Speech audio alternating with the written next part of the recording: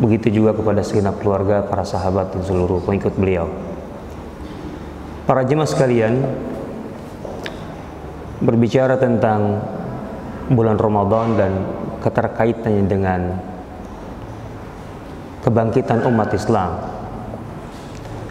itu artinya kita mengaitkan satu masa yang sangat mahal dan berharga, yaitu bulan Ramadan, bulan yang memang dari segala sisinya istimewa, artinya dibedakan dengan bulan-bulan yang lain.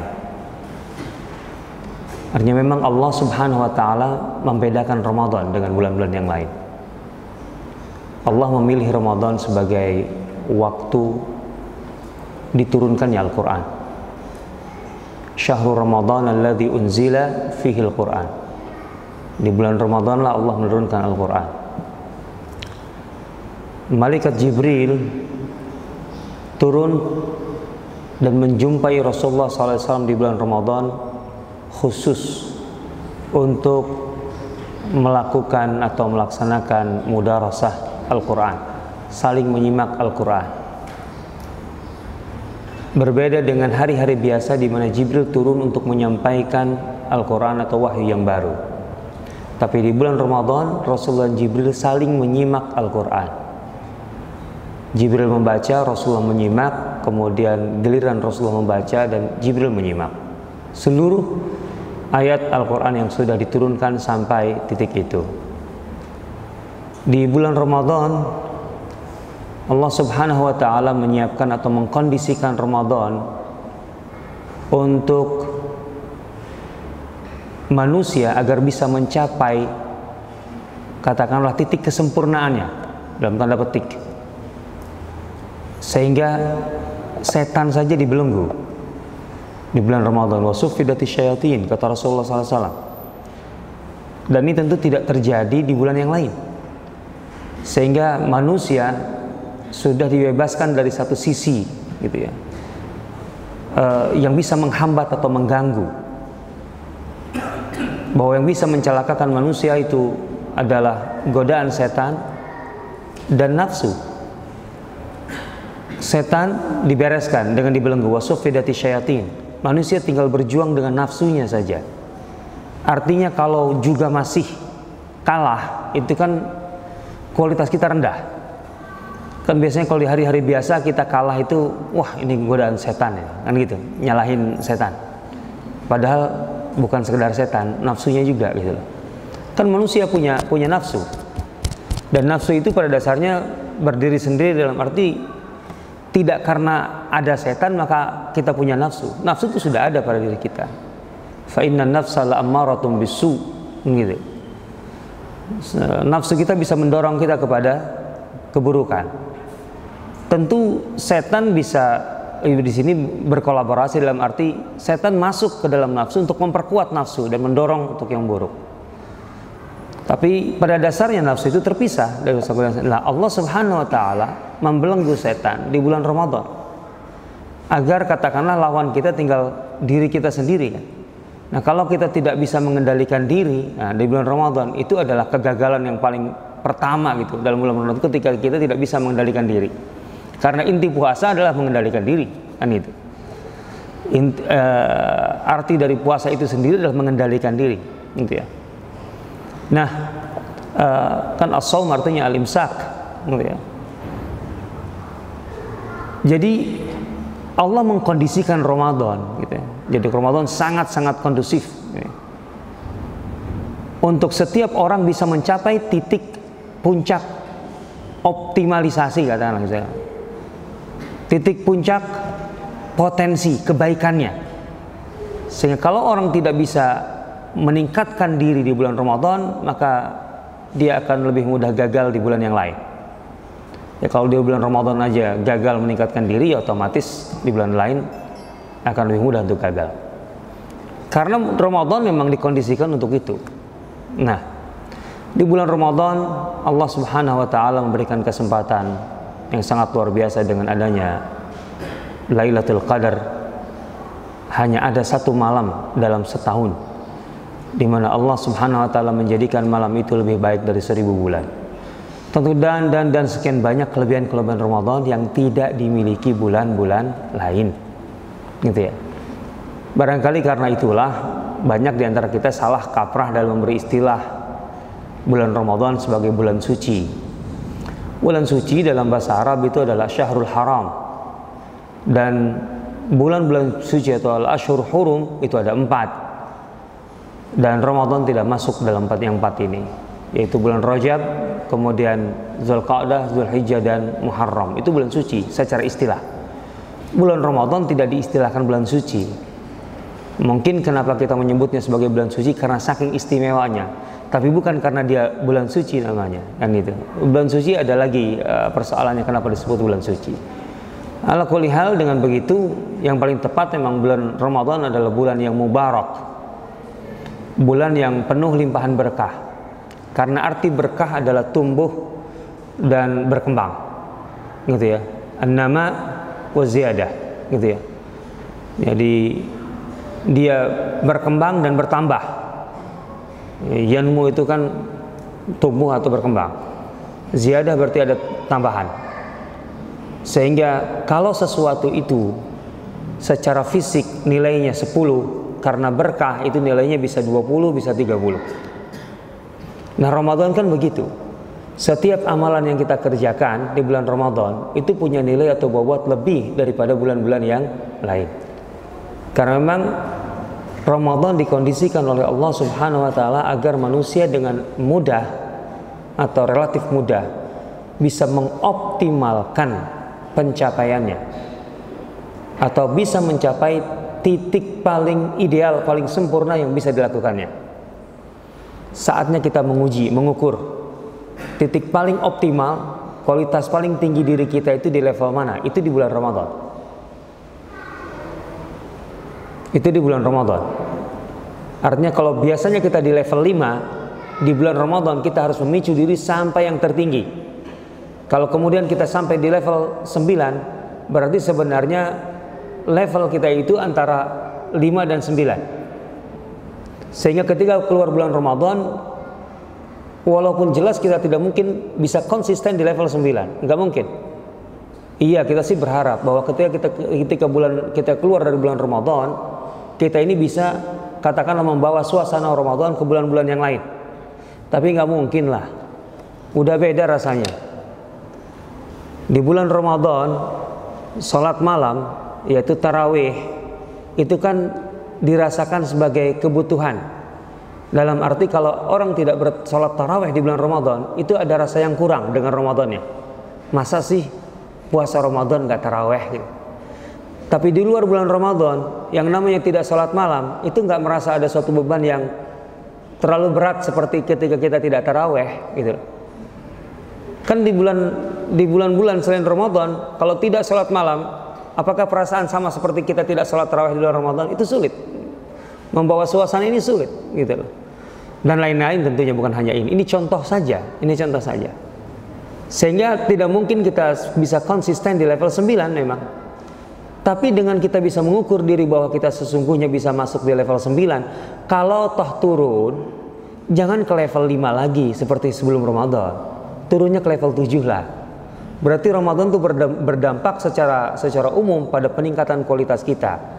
Dari sebelum Ramadan level 5, setelah Ramadan kita di level 7. Kan itu semuanya keberhasilan juga, kesuksesan. Ya kalau kita kemudian setiap Ramadan meningkat, otomatis akan semakin baik kan? Begitu intinya. Nah, jadi sekali lagi memang Ramadan itu dikondisikan dengan segala sisinya tadi agar kita sebagai manusia bisa mencapai titik paling optimal dari potensi kebaikan yang kita miliki. Dan itu Rasulullah mencontohkan kepada kita semua. Hadis Ibnu Abbas contohnya menyebutkan,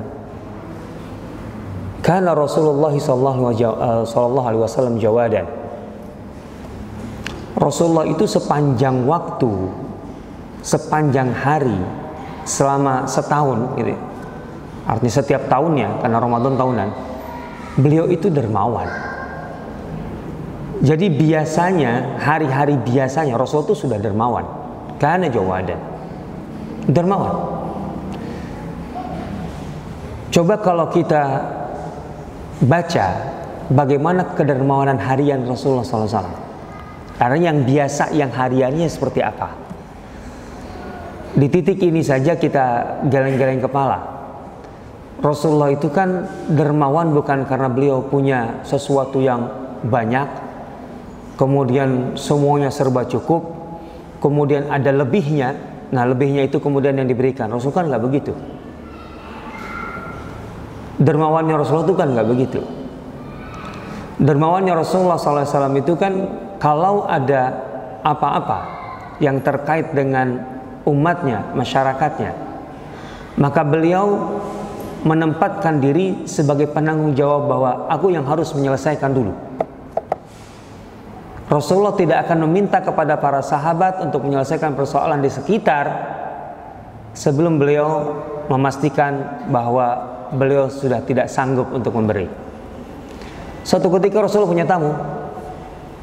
punya tamu, dan tentu saja adab menerima tamu adalah memberi jamuan. Rasulullah bertanya kepada istri-istrinya, apakah di rumah masih ada sesuatu yang bisa diberikan kepada tamu? Ternyata di rumah Rasulullah itu berapa istri, itu nggak ada lagi persediaan makanan. Baru kemudian Rasulullah mengumumkan, wahai para sahabat, siapa di antara kalian yang bersedia menjamu tamuku? Jadi Rasulullah menganggap ini tamunya, beliau tidak sanggup menjamunya, maka baru beliau meminta bantuan kepada para sahabat untuk menjamu tamunya. Nah, maka kemudian barulah ada satu kasus orang Ansar yang berkata, ya Rasulullah, kami yang menjamunya. Maka kemudian dijamu di rumah Ansar. Nah, jadi cara Rasulullah itu begitu, coba bayangkan. Jadi kalau untuk mengeluarkan berkorban, maka beliau mendahulukan dirinya, keluarganya. Tapi giliran menerima sesuatu, maka Rasulullah SAW akan membagikannya lebih dulu kepada para sahabatnya. Baru setelah semuanya terpenuhi, gitu ya, beliau memenuhi kebutuhan pribadinya dan keluarganya. Wah, ini cara Rasulullah nih. Ini kedermawanan Rasulullah nih. Ini sunnah Rasulullah. Katanya kan kita harus nyunah. Iya. Ibu-ibu kira-kira dengan gambaran ini mau nggak ngikuti sunnah Rasulullah? Jadi kalau suami itu punya sesuatu akhir bulan, nah itu bagi-bagi dulu ke tetangga, ke orang-orang yang membutuhkan, ke yang lain. Nanti kalau semua sudah terpenuhi, baru kemudian, nih istriku sisanya. Sunnah yang ini mau diikuti nggak? Katanya ikut sunnah Rasulullah SAW. Ini kan ramai istilah ini, kita harus ikut sunnah. Kita suka mereduksi, mengurangi makna sunnah gitu. Kalau ukuran-ukuran apa gitu, artinya kita mereduksi pada bidang-bidang tertentu. Padahal sunnah Rasulullah SAW itu adalah manhaj hayat. Itu cara hidup Rasulullah secara keseluruhan. Lalu Rasulullah ketika menjadi dermawan begini, atau ketika beliau itu menunjukkan kedermawanan begini. Cara mengelola keuangan keluarganya aja udah berbeda dengan kita. Ya kita nggak usah begitulah. Saya nggak menganjurkan para suami begitu. Karena bisa begitu kalau sudah mendidik semua keluarga dan menyiapkan mereka untuk bisa itu. Tapi kalau enggak, jangan. Karena istri dan keluarga punya hak. Dalam hal ini berarti menjadi kewajiban suami untuk memberikan nafkah. Kan itu. Artinya ketika kewajiban mereka kemudian diakhirkan, dibelakangkan, itu bisa salah kalau mereka tidak menerima. Tapi kalau istri keluarga menerima, ridho dengan cara itu, silakan. Ibu-ibu mau nggak begitu? Setuju nggak? Jadi kalau suami punya sesuatu itu nanti belakangan, setelah yang lain dulu dipenuhi. Nanti ada ungkapan orang lain aja dikasih, kalau kita enggak, gitu nanti bahasanya. Nah, itu dia. Ini bisa jadi zalim kalau kita. Tapi kalau Rasulullah kan memang begitu, dan istri-istrinya kan kemudian menerima itu, gitu ya. Nah, ini cara Rasulullah SAW. Maka Rasul itu dermawan sekali. Lah bayangkan Fatimah putri beliau, yang tentu saja kita tahu lah betapa Rasulullah sayang pada Fatimah. Fatimah putri beliau suatu ketika itu menghadap Rasulullah ketika Rasulullah punya sesuatu, punya uang. Apa kata Fatimah? Ayah, engkau punya uang, engkau tahu keadaan hidup kami, maksudnya keluarganya Fatimah dengan Ali. Ali itu semua waktunya habis untuk berada di dekatmu, membelamu, mendukungmu, dan seterusnya. Dan tentu Fatimah menerima itu. Konsekuensinya apa?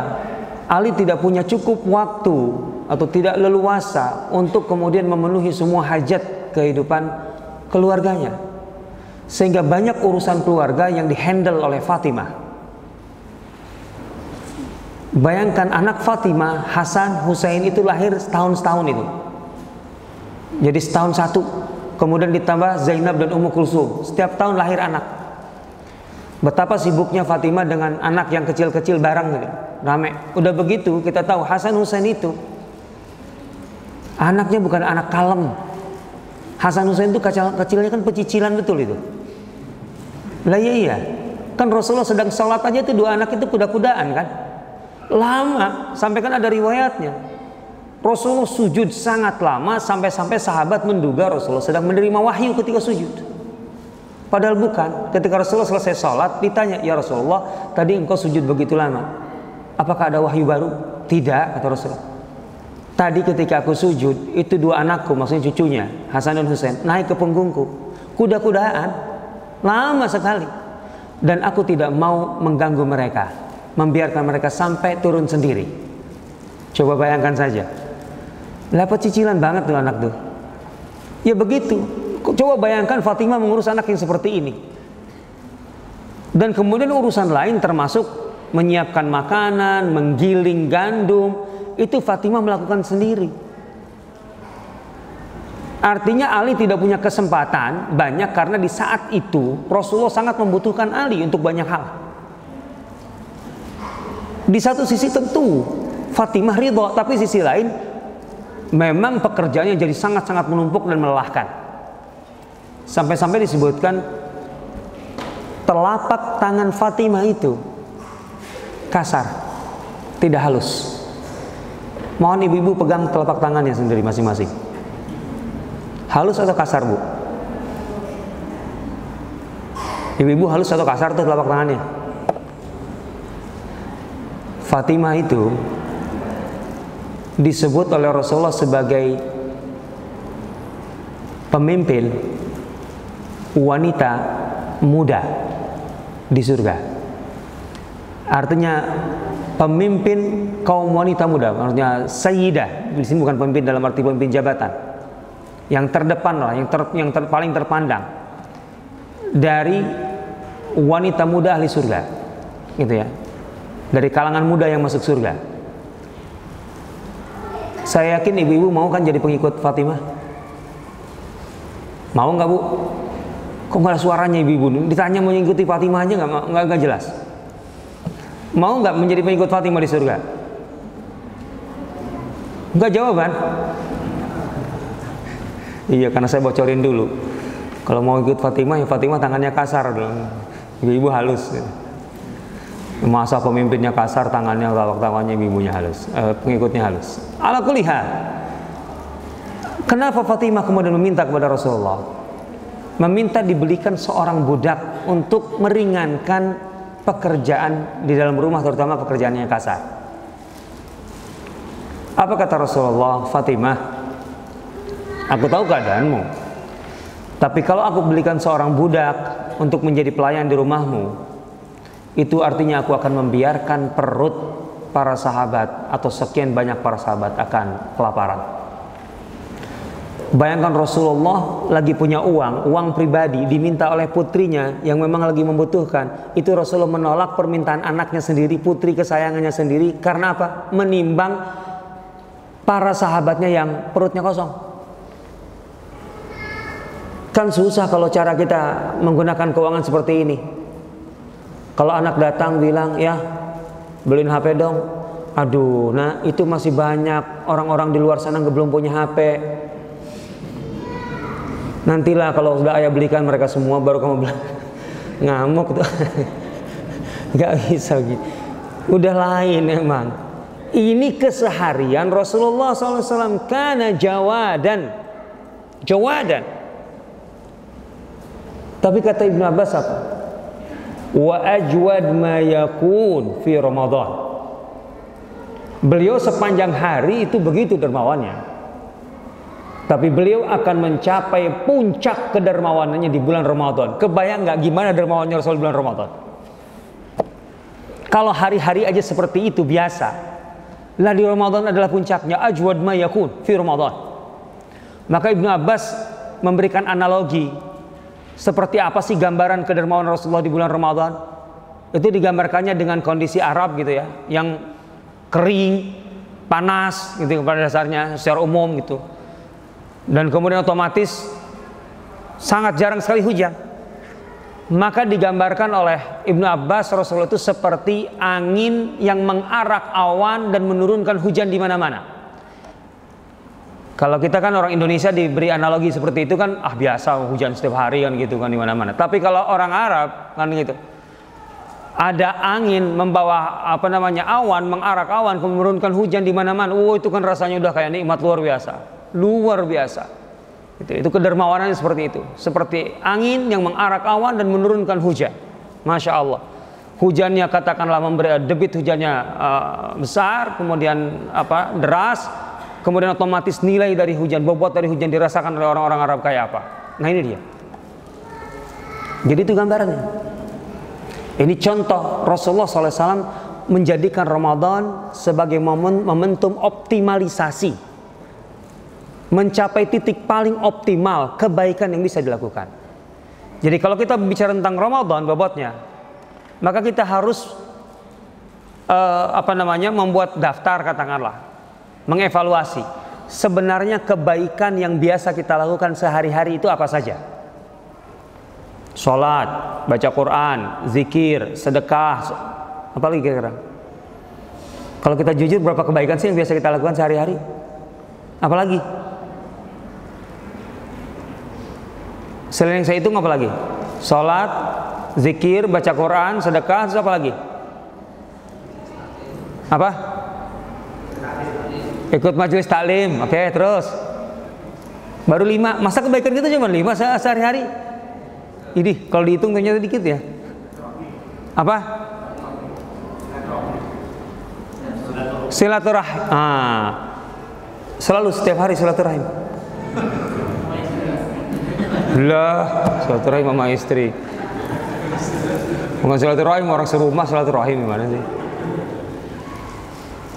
Ternyata nggak banyak ya kebaikan kita sehari-hari. Kalau dihitung, bingung nggak? Kalau banyak kan tinggal nyebutin aja satu. Wah, ini satu hal. Ternyata dari segi kuantitasnya pun, jumlahnya pun kita tidak banyak. Lah di Ramadan itu bukan sekedar jumlah, nanti sampai kemudian kualitas. Artinya dari suatu kebiasaan yang kita lakukan sehari-hari, kebaikan, itu pas Ramadan kita harus kemudian punya perhitungan bahwa sholatnya ningkat, baca Qurannya ningkat, kemudian sedekahnya ningkat, zikirnya ningkat. Wah, semua harus begitu. Sehingga di bulan Ramadan itu kita bisa memastikan kita bisa meningkatkan kualitas kita dalam setiap kebiasaan atau kebaikan yang biasa kita lakukan sehari-hari. Nah, kalau ini gambaran Ramadan dan kemudian kita kaitkan dengan masalah kebangkitan, jelas bagi setiap muslim, apalagi di zaman Rasulullah SAW dan zaman-zaman berikutnya, kaum muslimin selalu melihat Ramadan adalah momentum yang tentu hanya setahun sekali, di mana kemudian mereka menjadikan Ramadan sebagai pijakan untuk mencapai capaian-capaian yang tinggi, kualitas tinggi. Itulah yang terjadi. Puasa Ramadan untuk pertama kalinya diwajibkan kapan? Kapan? Atau begini pertanyaannya, Rasulullah SAW sepanjang hidup beliau, berapa kali beliau puasa Ramadan? Berapa? 29 kali. Ini oke, satu. Terus 3 kali, berarti hanya 3 Ramadan Rasulullah puasa. Baik, 2. Jauh sekali dari 29 ke 3. Ini cara penghitungnya berarti udah, wah, rumus penghitungannya ini susah ini. 3 dengan 29. Oke, nggak apa-apa lah. Tampung dulu. Ada yang lain? Berapa? 9. Oh, 3, 9, 2, 9. Ayo, opsi lain. 4. Nah, oke, berarti 3, 4, 9. 2, 9. Ayo yang lain. 9. Jangan buka Google. Oh, ini pengajian zaman now itu gitu. Oh, pinter-pinter ngaji itu. Kalau ustadznya nanya langsung buka Google. Syekh Google. Keluar angka. Saya tanya dulu, gimana itu rumusnya bisa keluar 3 itu? Dari kapan ke kapan 3? Hah? Insya Allah tidak meningkat. Perintah Ramadan turun. Beliau meningkat berapa kali meningkat. Oh begitu. Berarti harus tahu dong kapan memang turunnya perintah itu. Lah itu dia. Udah masuk. Kalau 29 gimana nih rumusnya?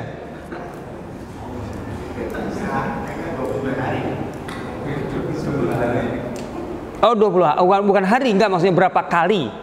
Berapa kali? Berapa kali Ramadan Rasulullah SAW berpuasa? Ya 4 tadi, 4 gimana 4? Rumusnya? Oh kira-kira aja. Hitung kancing. Baik, kalau yang 9 gimana ngitungnya? Imam Nawawi. Dari Imam Nawawi Al-Majmu'. Bacanya di Google. Iya, cara ngitungnya gimana sampai angka 9 keluar? Hah? Iya. Itulah puasa Ramadan yang pertama, yaitu pas terjadinya perang Badar. Dan berarti pas di sini maksudnya sebelum perang Badar, itu kan pas di tengah-tengah Ramadan otomatis. Tanggal 17 Ramadan kan yang masyhur itu tanggalnya perang Badar itu. Sebelum perang Badar turun perintah puasa Ramadan tahun itu. Dan itu tahun berapa? Tahun 2. Rasulullah meninggal tahun berapa? Beliau tak meninggal tahun berapa? Tahun berapa? 10 Hijriah. Cari Google lagi. Enggak. Tahun 11 Hijriah. Iya loh. Rasulullah wafat tahun 11. Berarti berapa kali? 9. Jadi dari tahun pertama ke tahun kedua itu diturunkan pertama kali perintah puasa Ramadan. Kemudian Rasulullah wafat di tahun 11. Jadinya 9. Iya. Baik. 11-nya masuk hitungan? Oh enggak, bagus. Berarti tahu itu. Karena Rasulullah SAW wafat di bulan Rabiul Awal, Muharram, Safar, Rabiul Awal. Berarti Ramadannya sampai tahun 10. Dari 2 ke 10 berarti 9. Betul? Ya, nah. Jangan ragu lah. Jangan ragu. Masa ngitungnya susah. Jadi Rasulullah itu hanya berpuasa 9 kali. Puasa Ramadan maksudnya. Dari tahun kedua sampai tahun ke-10. Kita lihat di Ramadan ini apa yang dikerjakan atau apa aktivitas kaum muslimin di Ramadan yang dilalui di masa Rasulullah SAW. Tahun pertama puasa Ramadan, artinya untuk kali pertama puasa Ramadan dilaksanakan itu di tahun kedua Hijriah. Puasa Ramadan diwajibkan, dan di Ramadan tahun itu kaum muslimin harus keluar ke Badar. Ada misi ke Badar. Tanpa perang Badar sekalipun, misi ke Badar ini sudah berat. Kan memang awalnya tidak direncanakan dari awal akan perang. Makanya Rasulullah SAW itu hanya membawa 300 orang. Karena memang bukan untuk perang. Gitu ya. Dan beliau tidak membawa perlengkapan perang. Membawa senjata biasa, bukan senjata perang. Perlengkapan perang tentu berbeda dengan biasa. Tanpa untuk rencana perang sekalipun, misi ke Badar itu sudah berat di bulan Ramadan. Rasulullah tahulah ini puasa Ramadan, panas lagi waktu itu, musim panas. Rasulullah SAW meminta kepada para sahabat yang punya kendaraan agar membawa kendaraan. Maka terkumpullah 70 ekor unta dan 1 ekor kuda. Dengan 300 sekian belas personel yang ikut Rasulullah dan hanya ada 70 unta, berarti 1 unta itu ditunggangi 3-4 orang secara bergiliran.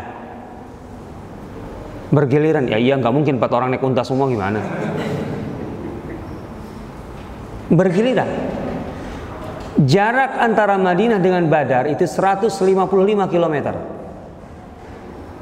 Kalau 3 orang saja bergiliran, berarti 155 bagi 3, sekitar 52 km.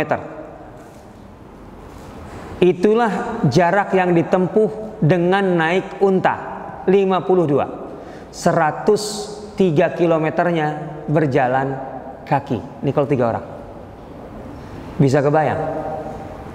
Jadi dalam perjalanan ini hanya 52 km naik unta, 103 km harus berjalan kaki. Ingat, jalan kakinya bukan di aspal, di jalan mulus. Di Jazirah Arab itu pasir dan batu. Di musim panas saat berpuasa. Bayangkan saja, menempuh jaraknya aja udah berat sekali. 100 km itu dari sini kemana? Ke Malang. Malang. Coba sekali-kalilah kita ingin mencoba merasakan Ahlu Badar. Para sahabat pejuang perang Badar itu berjalan kaki 100 km. Sekali-kali loh. Napak tilas dalam tanda petik lah. Lewat tol. Nggak apa-apa lewat tol, jalan kaki kalau boleh lah. Intinya jalan kaki 100 km. Hanya ingin tahu aja bagaimana merasakan Ahlu Badar itu jalan kaki. Ya kalau bisa pas panas. Kalau bisa gitu. Nggak usah pas puasa, 100 km aja dulu. Allahu Akbar. Di sini aja dulu ya. Ini tantangan. Ini tantangan. Dan mereka dengan sukarela begitu. Makanya wajar kalau kemudian kita membaca mereka berjalan dengan gontai. Lah ya iyalah, 100 km dalam keadaan puasa, panas, gimana enggak gontai? Nah, awalnya kan tujuannya untuk mencegat kafilah dagang Quraisy kan itu.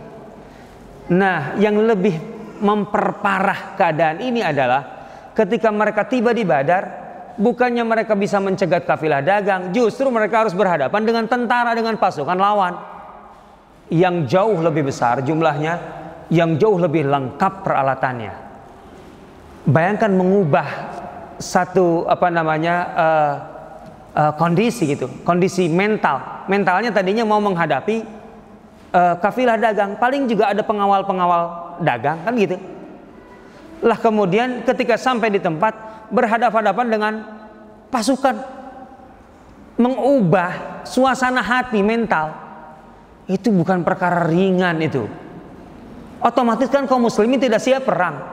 Di tempat harus berubah menjadi perang. Gimana coba bayangkan? Sudah mah diukur badan saja. Kalau kita sampai 100 kilo ke Malang, nyampe lah, anggap aja nyampe. Pertanyaan pertama, nyampe di Malang ngapain? Apa yang dikerjakan? Nah itu dia. Pertama kali itu kan nyari tukang pijit dulu gitu loh. Terus apalagi kan istirahat dulu. Lah ini kaum muslimin dalam keadaan begini secara fisik sudah terkuras. Sampai Badar, tiba di Badar bukan sekedar fisik yang terkuras, suasana hati harus berubah semuanya. Dari tadinya lebih santai karena hanya menghadapi kafilah dagang, kemudian harus menghadapi pasukan. Allahu Akbar. Ini di bulan Ramadan, ini bulan Ramadan. Ternyata bulan Ramadan pertama itu adalah momentum pembuktian dari apa yang selama ini diterima oleh para sahabat sebagai proses pendidikan penggemblengan yang dilakukan oleh Nabi kepada mereka. Artinya Ramadan itu memang momentum pembuktian diri kita. Itu yang saya katakan tadi. Ini adalah harus menjadi tempat atau waktu yang paling tepat membuktikan seberapa tinggi level yang bisa kita capai, seberapa optimal potensi kebaikan yang bisa kita raih. Itu Ramadan. Lah kita makan hanya dengan checklist yang tadi-tadi itu kan. Lah para sahabat setelah dididik oleh Rasulullah SAW, otomatis sampai tahun kedua itu, dari pertama kali beliau mendidik para sahabat 15 tahun, itu yang paling senior. Yang masuk Islam dari hari pertama itu 15 tahun. Yang lainnya berbeda-beda, karena kan ada yang masuk Islam di tahun kedua, ketiga, dan seterusnya. Bahkan orang Ansar itu relatif baru sekitar 4 tahun mereka dididik oleh Rasulullah langsung sallallahu alaihi wasallam. Artinya antara yang sudah 15 tahun sampai yang 4 tahun itu kemudian harus membuktikan diri dalam suasana seperti ini. Puasa Ramadan dalam kondisi badan atau fisik yang sangat-sangat telah terkuras dan suasana hati yang sangat luar biasa mencekam. Luar biasa. Ini dia. Tapi apa yang terjadi? Kita tahu bahwa para sahabat membuktikan diri mereka berada di level tertinggi yang bisa mereka raih. Kan Rasulullah SAW ketika mengetahui bahwa kafilah dagang Abu Sufyan lolos dan pasukan Quraisy itu sedang menuju mereka, satu hal, Rasulullah tidak mungkin mengambil langkah mundur. Tidak mungkin Rasulullah dalam suasana seperti itu akan melangkah mundur, artinya kembali ke Madinah. Kenapa demikian? Bukan sekedar itu adalah langkah pengecut. Dampak dari itu, Rasulullah SAW sudah berusaha membangun kekuatan di dalam kota Madinah. Kemudian di sekitar Madinah, kabilah-kabilah di sekitar Madinah sudah didekati oleh Rasulullah SAW dan Madinah sudah mulai memiliki wibawa. Rasulullah ketika membangun wibawa, dan ingat wibawa itu penting sekali. Wibawa dengan kekuatan dan kedaulatan itu searah, seiring. Satu bangsa, satu masyarakat itu harus mampu membangun wibawanya di tengah masyarakat atau bangsa yang lain. Wibawa penting sekali. Wibawa bukan sekedar pencitraan, kropos. Wibawa dengan arti sesungguhnya. Kenapa? Karena dengan wibawa itu, maka suatu masyarakat, suatu bangsa akan lebih fokus untuk mengopeni permasalahan dalamnya, internalnya, dan dia tidak akan disibukkan oleh permasalahan dari luar. Karena pihak-pihak luar akan menghormati karena wibawanya itu. Berbeda kalau tidak punya wibawa. Selain di dalam kacau, kalau tidak berwibawa, dari luar itu akan menganggap ini makanan empuk, ini kue yang enak, yuk kita rongrong, caplok bersama-sama. Nggak ada wibawa. Apa hikmah Allah menyatakan atau minta kaum muslim dalam Al-Quran? Wa'iddu lahum mastata'tum min quwwah. Allah itu tidak hanya menyuruh kita kuat, tapi menyuruh kita mempersiapkan, membuat persiapan. Artinya kekuatan itu tidak mesti dalam arti kita memang bisa menggebuk lawan, enggak. Tapi menyiapkan kekuatan, mastata'tum, setinggi, sekuat yang bisa kita lakukan. Kenapa? Ini dia, karena ada dampak. Kalau kalian memiliki persiapan, telah menyiapkan kekuatan, turhibuna bihi aduwallahi wa aduwakum, maka kalian akan membuat gentar musuh-musuh Allah dan musuh kalian. Membuat gentar itu karena kita memiliki sesuatu. Artinya kita tidak harus kemudian sibuk selalu berada di medan tempur menghabisi lawan. Itu memang sesekali perlu. Tetapi sebenarnya kekuatan itu bukan untuk kita gunakan untuk menggebuk setiap orang. Menggebuk orang itu kerjaan, capek, menguras tenaga. Dengan begitu kita membangun apa? Belum tentu kita bisa membangun apa walaupun kita berhasil di medan perang. Contoh yang paling mudah adalah jihad Afghanistan. Jihad Afghanistan kita menang di lapangan, tapi kita gagal setelah meraih kemenangan. Di lapangan kita, umat Islam bisa bertahan melawan Soviet, bahkan bisa merontokkan Soviet waktu itu, bahkan Soviet bangkrut, pecah jadi Rusia dan lain-lain. Kan setelah perang itu, perang Afghanistan.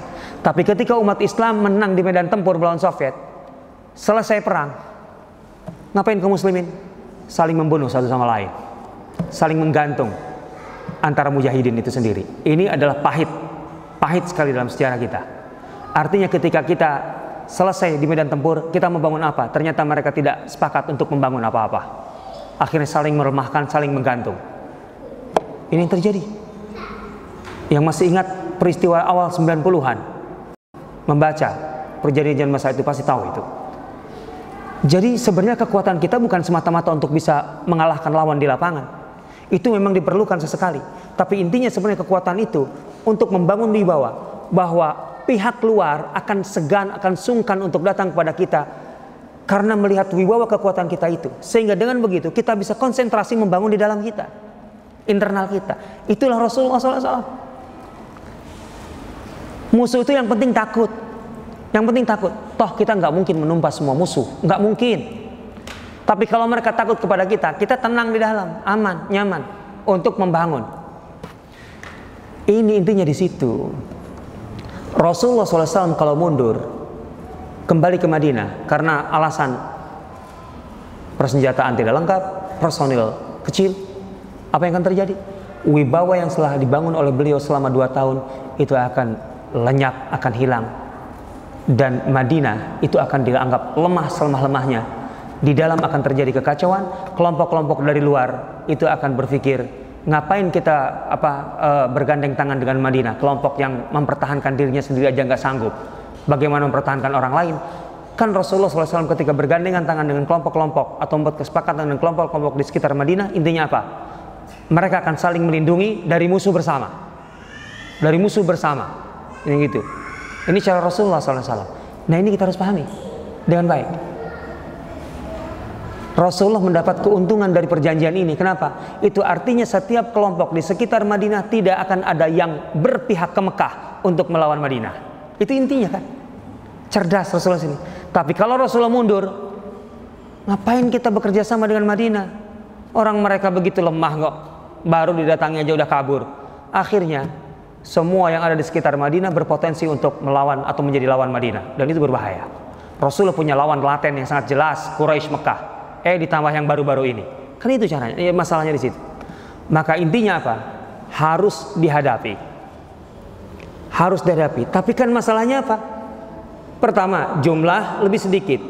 300 lawan hampir 1000. Persenjataan jauh dari kata lengkap dan memadai. Dan yang paling penting, para sahabat memang secara mental tidak dipersiapkan untuk bertempur. Dalam arti bertempur, hanya untuk berhadapan-hadapan dengan kafilah dagang.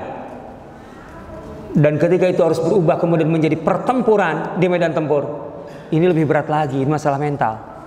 Maka Rasulullah SAW harus memastikan satu hal, apakah personelnya, prajuritnya solid, tegar untuk menghadapi ini. Kan itu yang dibutuhkan Rasulullah. Di sini titik ujiannya. Dan tentu saja ini adalah kali pertama potensi bentrokan atau pertempuran antara kaum muslimin dengan orang-orang Quraisy. Sebelumnya kan adalah misi-misi tapi kecil-kecil dan tidak sampai seperti ini. Ini adalah untuk pertama kali. Artinya Rasulullah SAW pun waktu itu bertaruh dalam arti yang selama ini beliau lakukan, menggembleng para sahabat sekian 15 tahun yang maksimalnya atau kurang dari itu.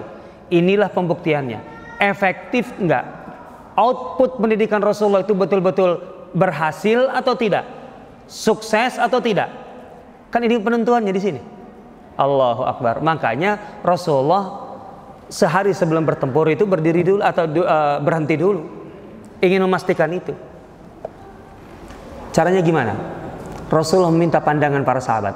Bukan beliau yang membriefing, kalau bahasa kita, membriefing para sahabat. Kita menghadapi ini. Jadi bukan beliau yang mempengaruhi dari awal. Itu hebatnya Rasulullah. Ini leader. Jadi leader itu ketika ingin tahu seberapa efektif pendekatannya selama ini kepada bawahannya, itu tidak ini pertaruhan yang sangat tinggi dalam kepemimpinan. Tidak mengarahkan dulu bawahannya, bahwa kita harus gini, harus tinggal di bawah. Amin, iya kan gitu. Walaupun belum tentu iya. Tapi justru minta pandangan dari bawahan dulu. Menurut kalian harus bagaimana? Wah, gitu. Bayangkan Rasul mengatakan asyiru alai. Ayo, sekarang beri aku masukan dengan perubahan kondisi ini. Berdirilah Abu Bakar As-Siddiq. tentu mewakili muhajirin. Berkata secara pribadi otomatis mewakili muhajirin. Berkatalah Abu Bakar dengan bahasa yang sangat tegas, lugas. Imdi ila ma umirt. Ya Rasul, lanjutkan rencanamu. Maksudnya, apa yang menjadi rencanamu saat ini sampaikan kepada kami dan kami siap melaksanakan. Lanjutkan. Kami tidak pernah gentar untuk membelamu, bla bla bla bla bla. Sebenarnya kalau Abu Bakar kemudian selesai dan duduk, itu berarti muhajirin sudah terwakili. Yang menarik, Rasulullah SAW masih berbicara, asyiru alai. Ayo yang lain, silahkan beri masukan. Loh, masih minta masukan. Berdiri Umar, ya Umar meledaklah. Kalau Umar mah, dalam arti bagi Umar ketika mendengar suasana itu berubah atau kondisi berubah, harus menjadi bertempur. Lah itu yang ada di kepalanya dari dulu. Iya, kita harus tarik kembali ketika Umar baru masuk Islam. Umar itu kan kemudian berbeda dengan para sahabat lain. Kalau para sahabat lain itu masuk Islam diam-diam, kalau Umar ketika masuk Islam malah mengumumkan, kan begitu. Gara-gara mengumumkan itu kemudian orang-orang Quraisy, para pemudanya keluar mengeroyok Umar. Dikeroyok Umar. Lah kalau satu lawan satu gak ada yang berani. Dikeroyok, Umar meladeni. Sampai matahari terik Umar duduk, artinya pukul lah, terserah kalian. Kan udah lelah Umar. Umar berkata apa? Tunggu satu saat. Ketika jumlah kami 300, saat itulah pertarungan yang sebenarnya dan pertaruhan yang sebenarnya. Kami atau kalian yang benar-benar unggul dan kuat. Umar nyebut angka 300. Badar 300 sekian belas. Lah ya iya, ketika kemudian lah ini dia yang ditunggunya. Ini 300 kan, saat inilah kan gitu. Kira-kira gimana itu ledakan Umar waktu itu? Wah luar biasa. Ya Umar, siapa yang nggak tahu Umar? Selesai. Anehnya Rasul masih berkata sama. Asyiru alai, ayo beri masukan lagi. Masih berdiri dari muhajirin, Miqdad berkata berorasi berapi-api. Dengan tentu ada penekanan-penekanan yang berbeda dari apa yang dikatakan Abu Bakar kemudian Umar. Apa kata Miqdad? Ya Rasulullah, dalam suasana seperti ini kami akan katakan dengan tegas kepadamu, tidak seperti yang dikatakan oleh Bani Israel kepada Musa ketika Musa meminta mereka untuk bertarung dan berperang. Mereka berkata, fadhhab anta wa rabbuka faqatila inna hahuna qa'idun. Pergilah engkau Musa bersama Tuhanmu berdua, peranglah di sana, kami menunggu hasilnya di sini. Itu Bani Israel. Memang kalau orang Betawi bilang songong, nggak sopan.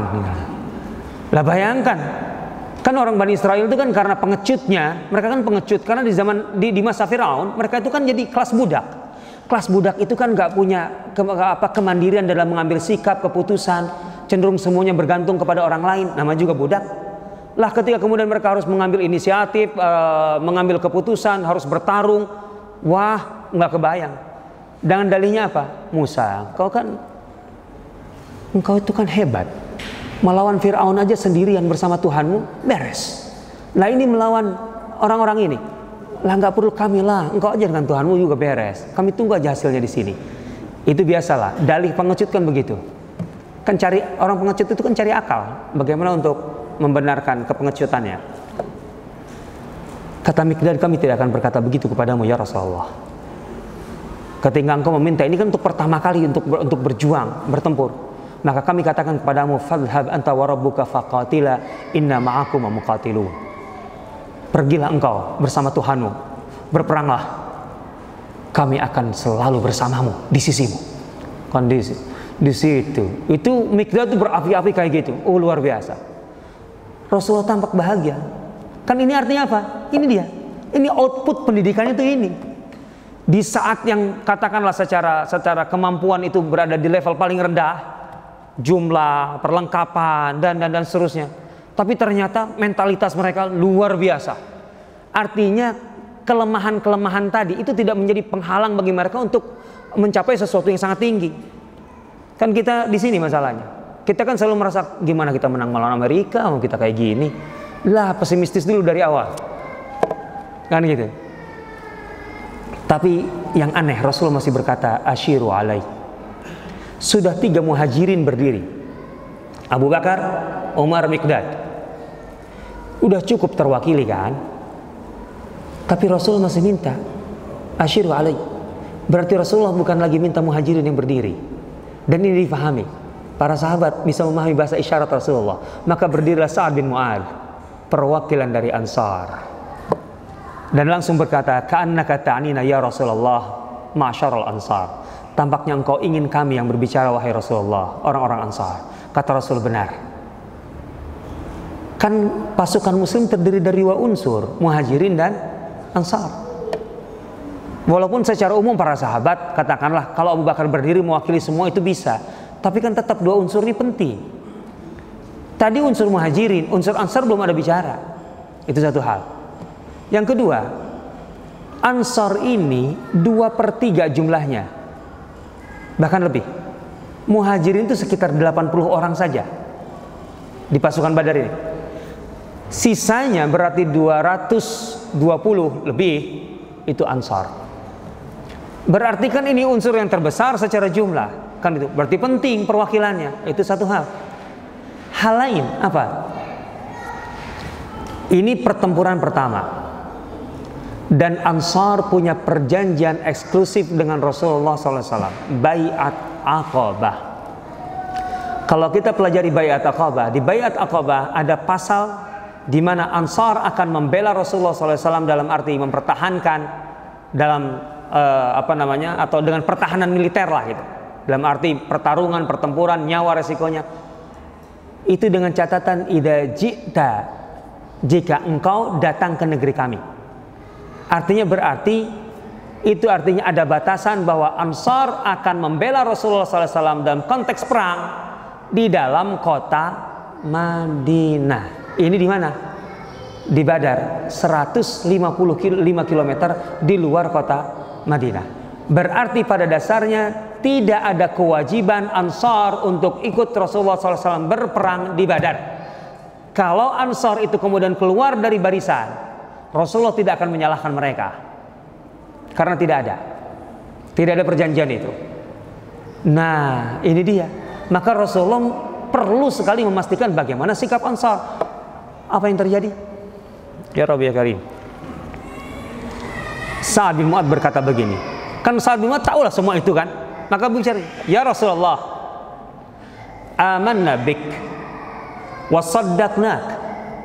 Kami telah beriman kepadamu, kami percaya kepadamu, kami telah merasakan nikmat atau anugerah nikmat yang luar biasa karena kehadiranmu di antara kami. Engkau memberi petunjuk kepada kami, engkau membimbing kami, engkau begini. Artinya apa? Keberadaanmu di sisi kami dan apa yang telah engkau berikan kepada kami, itu bagi kami lebih berharga dari apapun. Artinya jangan kau hiraukan tentang masalah kekhawatiran tentang pasal Bai'at Aqabah dan sebagainya. Ya Rasulullah, kami tahu apa yang harus kami lakukan.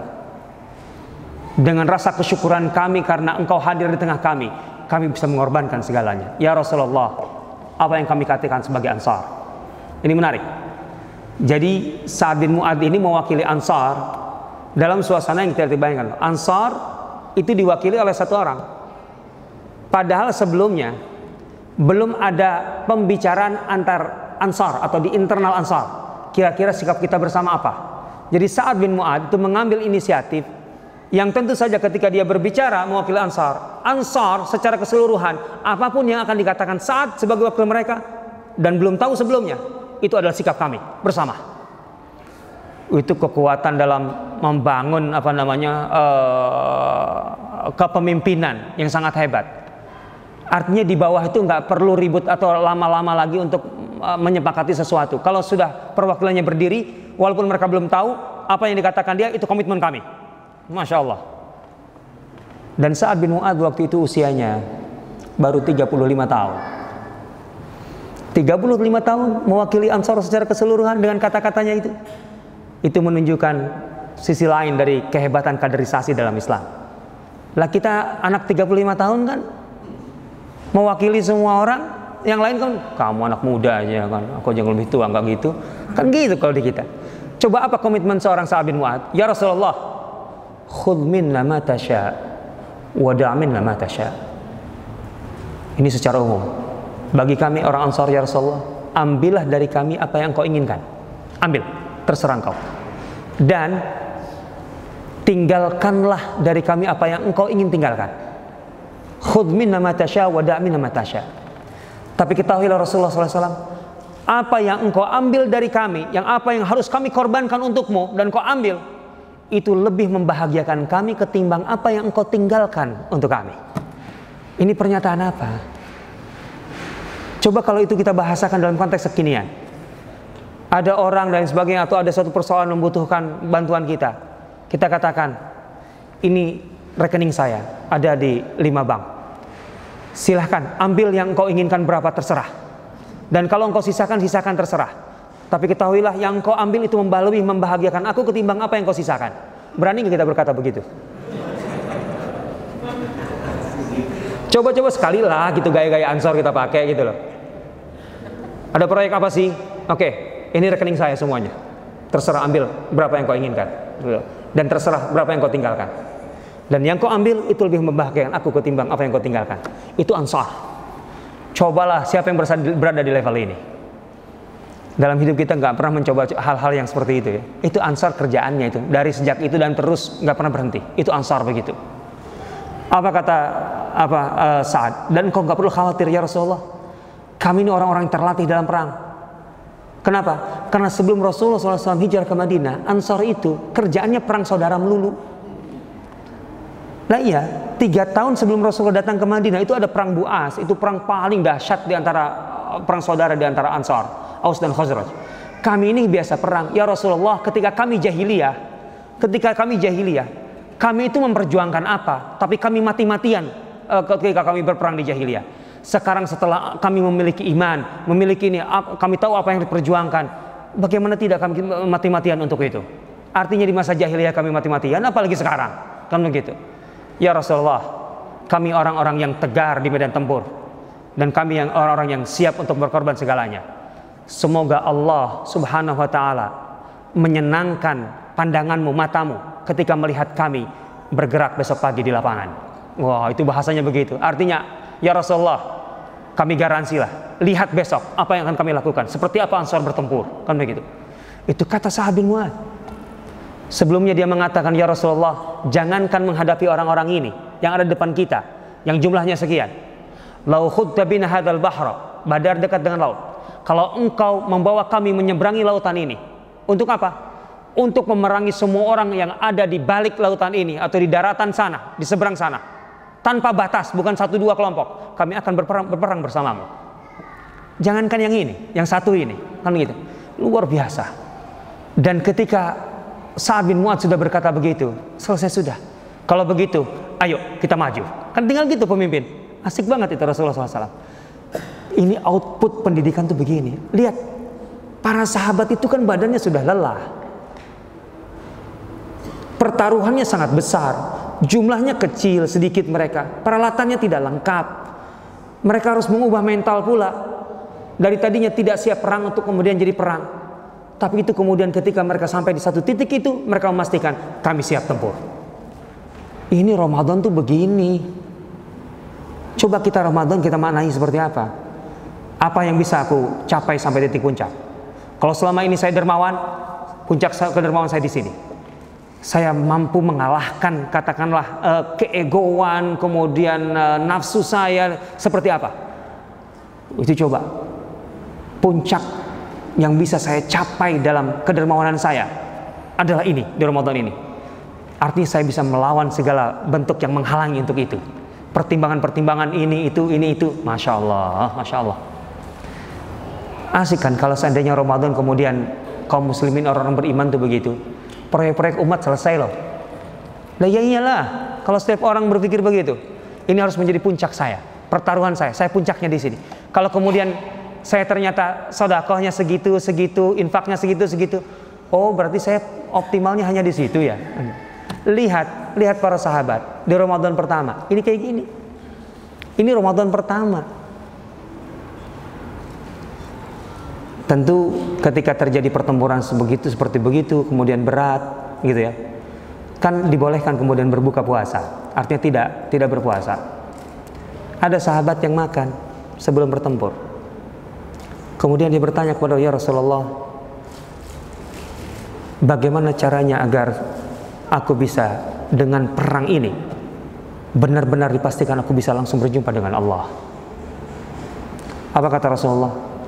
Engkau harus perang dengan, katakanlah, lepaskan alas kakimu. Wah, artinya totalitas. Tapi ini hanya untuk kasus ya, bukan untuk kaidah umum, gitu ya. Dan kemudian engkau bertempur tanpa engkau melihat ke belakang, kemudian sampai engkau gugur di medan tempur itu dan tidak mendapatkan apa-apa. Dia lagi makan. Kalau begitu ya Rasulullah, menghabiskan kurma ini terlalu lama untuk sampai di situ. Kurma 1 biji. Akhirnya dia buang dan kemudian bertempur dan kemudian gugur. Kayak gitunya puncaknya. Ini kalau kita bicara Ramadan pertama. Kita tahu perang Uhud itu terjadi di bulan Syawal. Dan itu artinya persiapan kaum muslimin menghadapi itu secara mental dan sebagainya di bulan Ramadan. Perang Ahzab di bulan Syawal. Itu artinya persiapan kaum muslimin termasuk menggali dan lain sebagainya, parit itu di bulan Ramadan. Fathu Makkah di bulan Ramadan. Kemenangan yang luar biasa, Hunain di bulan Ramadan. Coba bayangkan peristiwa itu. Ini adalah peristiwa-peristiwa besar yang mengubah perjalanan sejarah. Dan Ramadan-Ramadan berikutnya, kita lihat dari zaman para sahabat, tabi'in dan seterusnya, selalu Ramadan dijadikan momentum untuk meraih kemenangan-kemenangan besar dalam setiap pertempuran yang dijalani oleh kaum muslimin. Kalau kita bicara pertempuran saja, kaum muslimin menaklukkan Andalus di bulan Ramadan. Tariq bin Ziyad sengaja menyeberang ke Andalus itu di bulan Ramadan. Kan memilih waktu, kan sebenarnya memilih waktu untuk memulai itu banyak waktu yang bisa dipilih. Kenapa Tariq bin Ziyad memilih Ramadan? Untuk menghadapi pasukan Rodrigo yang begitu luar biasa, masuk ke satu daratan baru yang tidak ada batas, katakanlah dalam waktu dalam jangka yang dekat setelah itu. Harus menghadapi banyak sekali rintangan dan luar biasa. Tapi titik permulaannya Ramadan. Tahun 711 Masehi, tahun 91 atau 92 Hijriah, di bulan Ramadan. Perang yang menentukan kaum muslimin ketika ingin merebut kembali Baitul Maqdis adalah Ramadan. Atau ketika merebut kembali Baitul Maqdis, Palestina, Ramadan. Salahuddin Al-Ayyubi ketika memenangkan perang Hittin, itu perang terbesar yang sangat menentukan, mengalahkan semua kekuatan pasukan salib waktu itu. Setelah selesai itu, pasukan salib berkonsentrasi di satu tempat yang namanya Sofad. Di benteng inilah akhir dari kekuatan orang-orang Nasrani. Artinya, apabila kaum muslimin berhasil melanjutkan kemenangan mereka sampai di Sofad, maka Baitul Maqdis itu di tangan. Tapi kalau tidak, berarti itu akan harus mundur ke belakang. Artinya kalau kemudian tidak dituntaskan sampai ke Sofad, maka peluang untuk memenangkan itu tidak akan terulang. Coba pertaruhan yang sangat luar biasa. Masalahnya Salahuddin sang pemimpin tertinggi itu sudah teramat sangat kelelahan dari rangkaian pertempuran sebelumnya. Ketika memenangkan Hittin dan kemudian sisa pasukan atau kekuatan pasukan salib itu di benteng Sofad. Saat itu Salahuddin berada di puncak kelelahannya, dia sudah sakit badannya, sakit, bukan sakit biasa, lelah dan sakit. Dan ketika Salahuddin waktu itu memutuskan, kita ke Sofad, kita kepung mereka di Sofad. Apa kata para penasehatnya? Wahai Salahuddin, beristirahatlah sejenak, pulihkan dulu kesehatanmu, karena itu lebih dibutuhkan untuk ke depan. Tapi kata Salahuddin, tidak bisa. Kesempatan ini tidak berulang. Kalau kita mengabaikan Sofad, kita tidak mungkin memenangkan Baitul Maqdis. Pertaruhan yang sangat, berarti ahli strategi yang sangat luar biasa. Tapi masalahnya Salahuddin itu sudah sakit berat saat itu. Kata Salahuddin, tidak ada masalah, kita kepung mereka sekarang juga, dan itu di bulan Ramadan. Ketika mengepung benteng Sofad, itu kan kemudian menyiapkan peralatan-peralatan berat untuk mengepung dari semua sisi. Dan Salahuddin sebagai pemimpin tertinggi, dia bertanggung jawab langsung untuk menempatkan peralatan-peralatan itu, artinya untuk mengontrol sepenuhnya. Dan itu memakan waktu tidak pendek, ada 5 hari 5 malam tidak berhenti, Salahuddin Al-Ayyubi tidak tidur. Coba bayangkan, tidak tidur dalam kondisi dia sakit yang cukup berat itu. Dia tidak tidur selama 5 malam untuk memastikan semua peralatan itu terpasang dan pasukan siap. Seorang ulama Ibnu Shaddad, sekaligus penulis atau sekretarisnya Salahuddin, ketika melihat Salahuddin seperti itu, kan luar biasa. Ini orang sudah sakit luar biasa, tapi 5 malam dia bertahan untuk tidak tidur. Ini susah ini. Ramadan, dan ini yang menentukan sebenarnya perebutan Baitul Maqdis itu sini akhirnya. Maka dia kemudian menghampiri Salahuddin. Sebagai ulama dia berkata, Salahuddin, maukah aku bacakan hadis Nabi? Wah itu ya, lihat santainya para mujahid itu gini. Maukah aku bacakan sebuah hadis Nabi? Oh tentu. Apa yang ingin kau sampaikan? Ibnu Shaddad ingin menghibur Salahuddin, ingin menguatkan Salahuddin dengan itu. An fulan, an fulan, an fulan. An Rasulillah sallallahu alaihi wasallam annahu qala, ainani la tamassuhumun nar. Ada 2 mata yang tidak akan tersentuh api neraka. Ainun batat tahrusu fi sabilillah wa ainun bakat min khasyatillah. Ada 2 mata yang tidak akan tersentuh api neraka. Satu adalah mata yang terjaga, begadang, tidak tidur karena berjaga di jalan Allah. Dan satu mata lagi adalah mata yang menangis karena takut kepada Allah. Itulah mata Salahuddin dua-duanya. 5 hari dia terjaga, melek dalam keadaan sakit parah, sakit berat. Untuk apa? Tahrusu fisabilillah, berjaga-jaga di jalan Allah untuk memenangkan pertempuran. Dan ketika Salahuddin Al-Ayyubi keluar atau berada di luar medan tempur, dia duduk di kamahnya. Salahuddin tidak jarang melelehkan air matanya dalam sholatnya, dalam khusyuknya, dalam tadarru'nya, dalam doanya, dalam baca Qur'annya. Maka Ibnu Shaddad ingin menghibur sekaligus menguatkan Salahuddin dengan hadis ini, bahwa engkau teramat luar biasa Salahuddin. Hadis ini barangkali pas untukmu. Ainani la tamassuhumun nar, ada 2 mata yang tidak akan disentuh api neraka.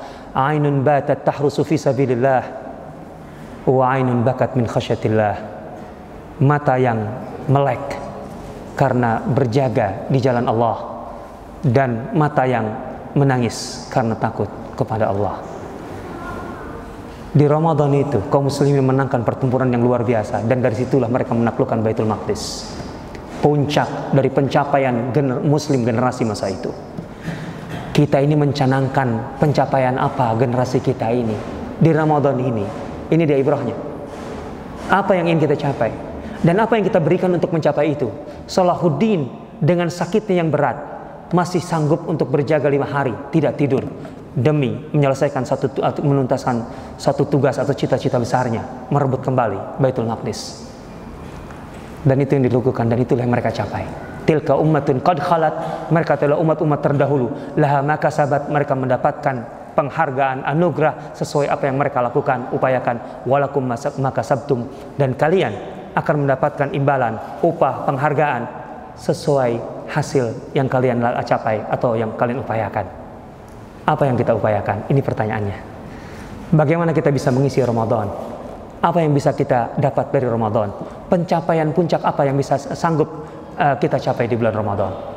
Saya serahkan kembali semuanya kepada masing-masing. Semoga Ramadan ini lebih baik dari Ramadan yang sebelumnya. Amin ya rabbal alamin.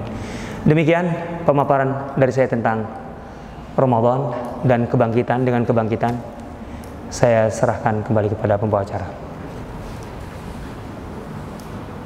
Pembawa acaranya mana?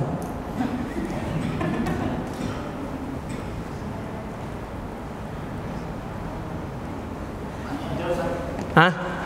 Tanya jawab langsung. Fadhal.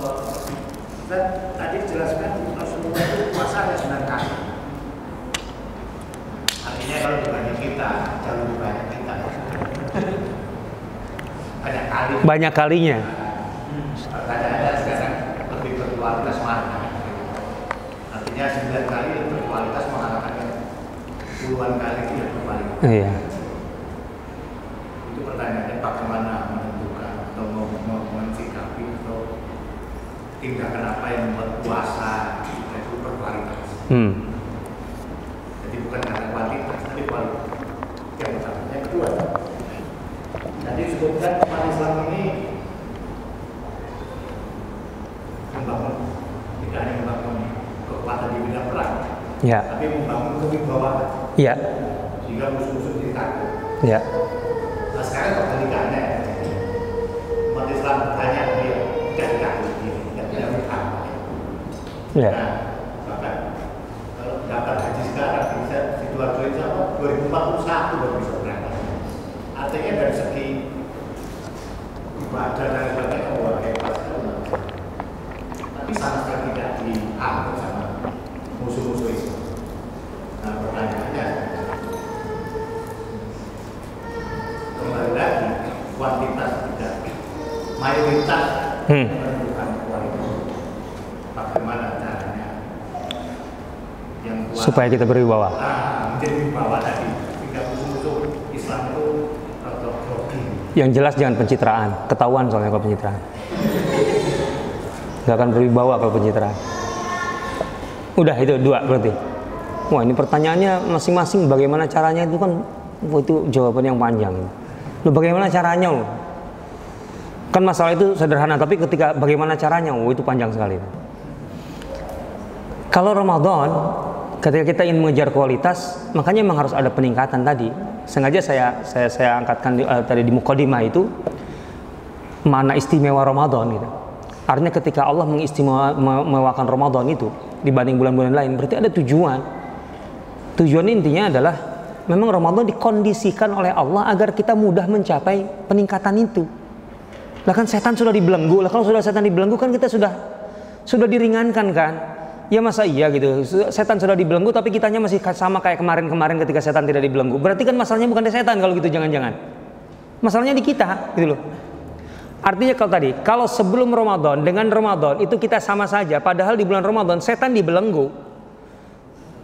Berarti apa yang dikatakan oleh Ibnu Qayyim dulu atau Ibnu Jauzi dulu sekitar 600 tahun yang lalu atau 700 tahun yang lalu. Sekarang ini kita udah dalam kondisi yang katakanlah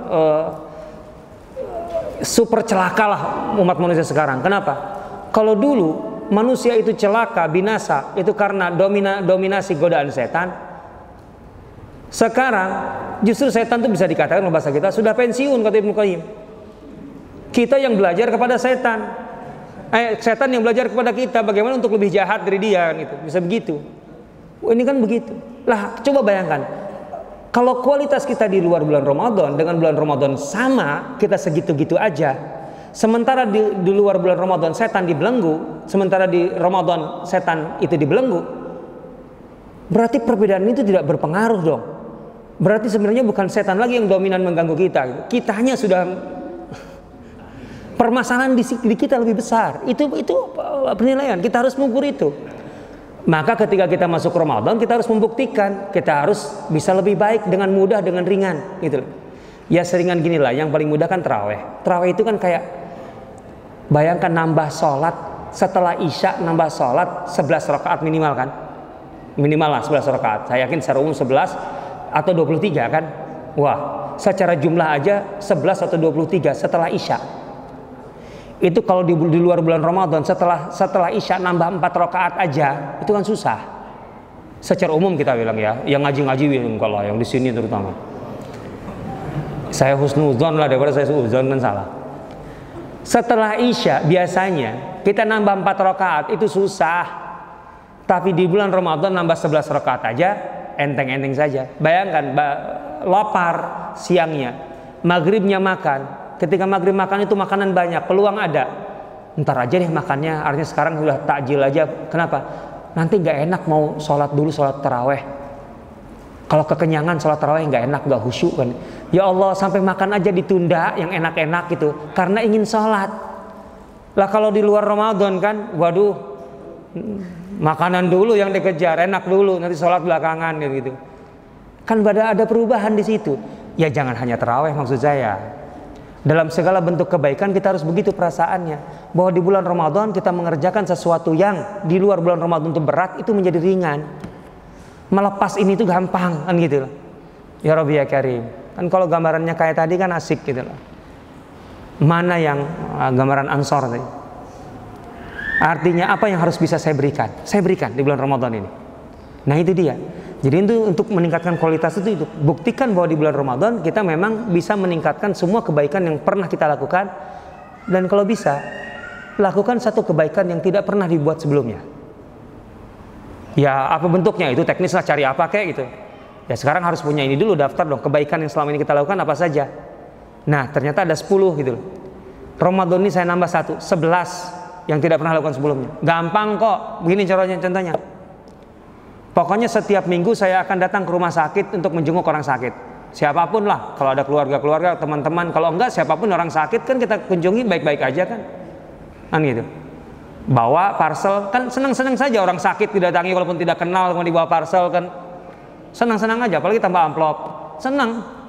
Lah itu kan pekerjaan yang tidak pernah dilakukan sebelumnya. Contohnya, kerjakan satu hal Ramadan baru ini, gitu ya. Atau begini, pokoknya di bulan Ramadan ini saya akan mencari 5 orang selama bulan Ramadan yang punya utang, terlilit utang, saya akan lunasi utangnya. Itu dulu amal soleh orang-orang dulu begitu loh. Orang dulu itu diantara amal solehnya itu yang mencari orang yang punya utang dan dilunasi utangnya. Kita nggak jadi budaya sekarang loh itu. Coba kalau ada yang mau begitu kasih tahu, umumkan coba. Paling ada yang daftar itu brodol itu. Saya punya utang kan gitu. Oh, kan gitu. Dulu itu budaya biasa. Abdullah bin Mubarak itu biasa berkeliling. Beliau ini ulama, punya banyak murid, dan beliau juga pengusaha, kaya raya, luar biasa. Kata Syekh Ali At-Tantawi dalam kitabnya tentang Abdullah bin Mubarak, sedekah tahunan Abdullah bin Mubarak, sedekah tahunannya itu kalau dihitung rata-ratanya itu 20.000 dinar, 40 miliar sedekahnya tahunannya. Silahkan siapa yang mau nyoba itu. Sedekah tahunnya 40 miliar. Nah, suatu ketika dia datang ke satu daerah yang biasanya dia ada murid di situ, murid setia. Dia orang biasa, tapi muridnya sangat luar biasa, berkhidmat betul. Tapi ketika kali itu dia datang, loh, kok nggak ada murid gue yang satu ini? Setelah beberapa hari seperti biasa mau meninggalkan kota itu, Abdullah bin Mubarak mencari-cari informasi. Kemana si fulan? Wah, ada musibah. Ada musibah guru. Apa itu? Dia di penjara. Di penjara. Kenapa? Ada urusan keuangan. Oh, begitu. Dengan siapa urusannya? Dengan si fulan, gitu ya. Abdullah bin Mubarak diam-diam kemudian menemui hakim yang memutuskan masalah itu dan bertanya, masalahnya apa sih? Masalah keuangan, dia punya utang sekian. Membayangkan. Kepada siapa? Kepada si fulan. Baik, bisa kau dipertemukan dengan si fulan? Iya. Abdullah bin Mubarak artinya akhirnya menemui orang yang memiliki piutang itu. Begini, engkau memenjarakan seseorang gara-gara utang. Oke lah, itu memang urusanmu. Tapi kalau aku lunasi utang dia, apakah kemudian itu selesai urusan pengadilan ini dan dia bebas? Oh tentu. Baik. Berapa utangnya? Sekian, aku bayar cash. Abdullah bin Mubarak setelah beres begitu langsung kan meninggalkan kota itu. Nah si muridnya ini, tapi dengan syarat tadi jangan cerita kepada siapapun, termasuk kepada yang di penjara muridnya. Yang penting keluar aja dia nggak tahu kenapa dikeluarkan. Intinya ada yang ngebayarin utangmu, gitu aja, beres. Dia kan murid setia. Aduh, guruku sudah pergi, dia kejar. Kan sudah lewat, sudah keluar dari kota, dikejar. Ketika kemudian ketemu, kata Abdullah bin Mubarak, kemana aja kamu selama berapa hari ini? Kok aku nggak ketemu? Aduh, guruku maaf, aku ada masalah gini, sehingga aku masuk penjara. Terus gimana urusanmu sekarang? Beres, alhamdulillah. Sudah semuanya terjamin beres? Iya. Nggak ada masalah lagi? Nggak ada. Ya sudahlah, gitu. Kalau gitu bersyukurlah kepada Allah. Gitu. Dia nggak tahu kalau gurunya sendiri yang membereskan. Sekali-kali kayak gini kayak amal soleh itu, gitu loh. Kan asik gitu loh. Lain lagi satu ketika Abdullah bin Mubarak sedang di perpustakaannya membaca, menulis buku. Itu kesenangan Abdullah bin Mubarak. Ulama besar, karya-karyanya itu banyak yang hilang. Kalau ada, padahal para ulama di zaman Abdullah bin Mubarak atau setelahnya sedikit mengatakan apa? Aku kalau punya masalah dalam agama, kemudian aku membaca buku Abdullah bin Mubarak dan aku tidak menemukan jawabannya, fa'ayist, maka aku akan putus asa. Artinya masalah ini akan sulit cari jawabannya. Itu kapasitas keilmuan Abdullah bin Mubarak. Lagi di perpustakaan, kemudian ada orang datang mengadu.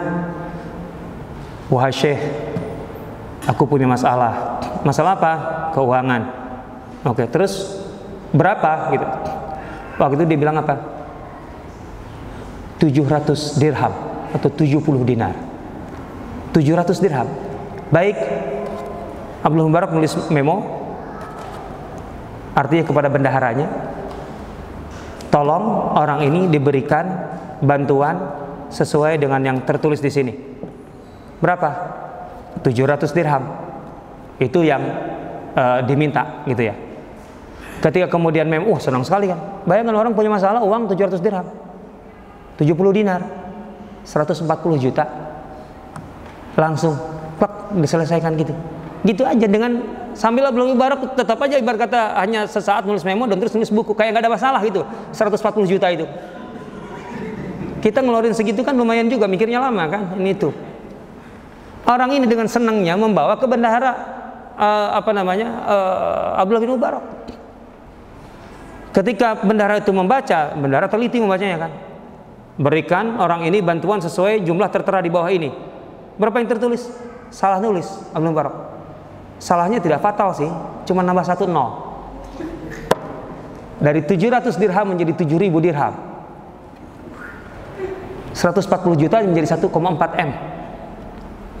Kan aneh, masa bendahara itu kamu punya masalah apa sih? Keuangan berapa? Sekian. Loh, ini salah ini nulisnya. Kan gitu. Kata benar, tunggu ini ada salah nih. Tapi kan gaya tulisan redaksinya gimana? Tolong orang ini diberi bantuan sesuai jumlah tertera di bawah ini kan gitu. 7.000 dirham. Bendaharanya datang. Guru, engkau salah tulis. Apa itu?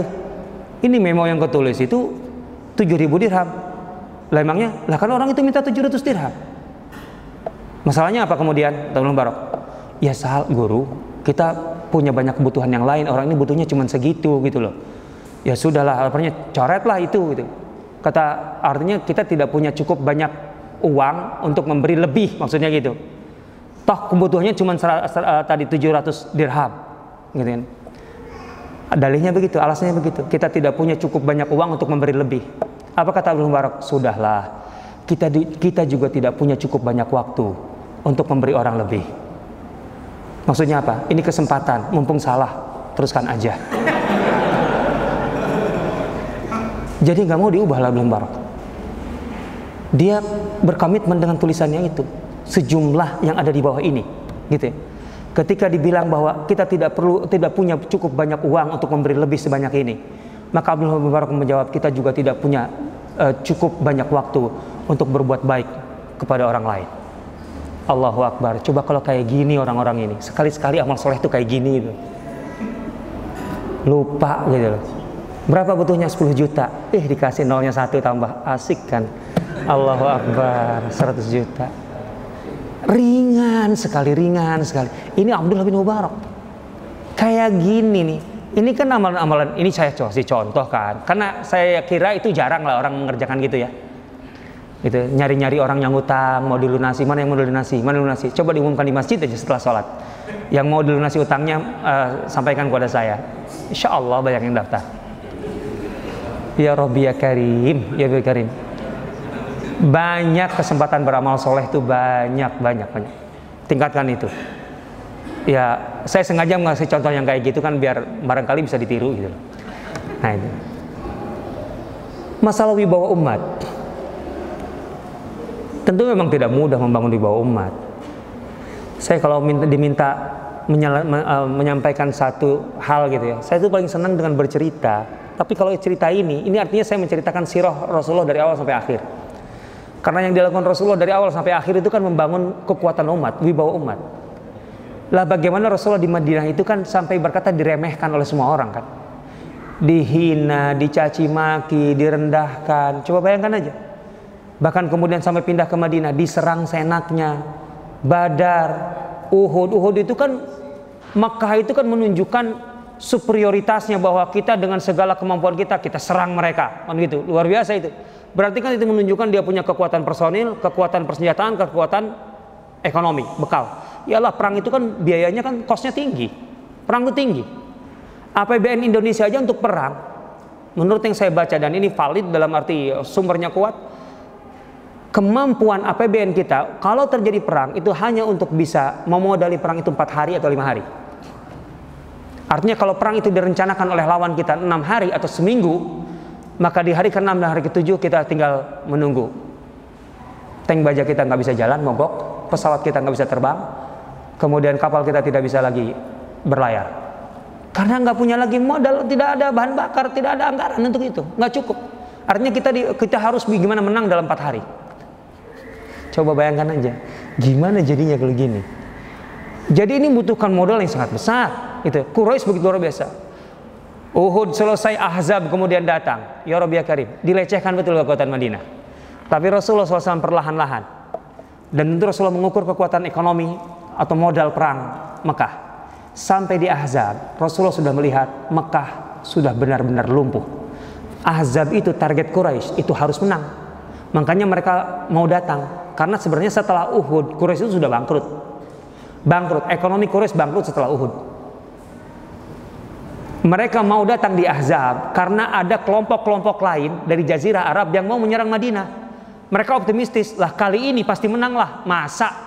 Bukan sekedar kita, sudah ada Ghatafan, ada Fuzarah, ada macam-macam menyerang, ditambah Yahudi dukungan. Masa kita kalah juga? Kan nggak mungkin. Maka ini perhitungan terakhir bahwa ini harus menang. Ini harus menang. Artinya kalau nggak menang, habis Quraisy. Ternyata apa?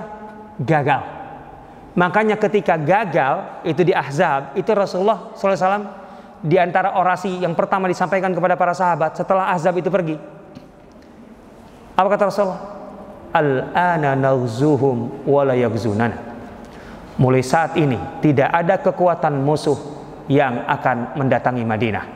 Madinah tidak akan lagi diserang oleh siapapun. Kita saatnya keluar untuk menyerang mereka. Itu artinya apa? Musuh sudah lumpuh, kita yang sekarang berada di puncak kekuatan, kita yang datang. Kan sudah berbalik toh? Berbalik keadaan sudah.